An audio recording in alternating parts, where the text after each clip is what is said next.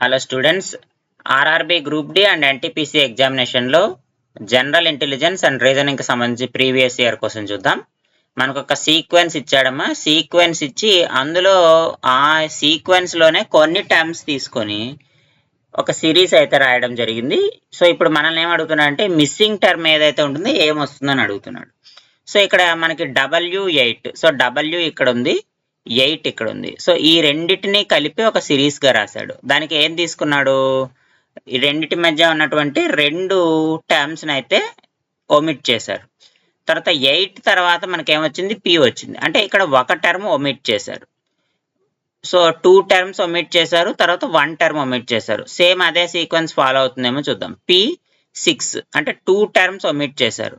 6 తర్వాత ఎన్ని terms omit చేయాలి, 2, 1, 2 తర్వాత ఒక టర్మ్ ఒమిట్ చేయాలి. ఒక టర్మ్ ఒమిట్ చేయాలంటే మనకి ఏమొస్తుందమ్మా, ఇక్కడ T వస్తుంది. నెక్స్ట్ T తర్వాత మళ్ళీ 2 టర్మ్స్ ఒమిట్ చేయాలి. MV అంటే ఏమొస్తుంది, ఇక్కడ E వస్తుంది. సేమ్ అదే ప్యాటర్న్ ఫాలో అవుతారు చూడండి. 2 టర్మ్స్ తర్వాత ఒక టర్మ్ ఒమిట్ చేశారు, H వచ్చింది. 2 టర్మ్స్ ఒమిట్ చేస్తే B వచ్చింది. సరిపోయింది కదా. మనకి ఏమవుతుంది ఇక్కడ లాజిక్, 2, 2, 1, 2, 1 ఒమిట్ చేసుకుంటూ వచ్చారు. సో కాబట్టి ఇక్కడ మనకి మిస్సింగ్ టర్మ్ ఏమవుతుందంటే TE. సో ఇచ్చిన ఆప్షన్స్ లో TE ఒకే చోట ఉంది కాబట్టి option D is the correct answer.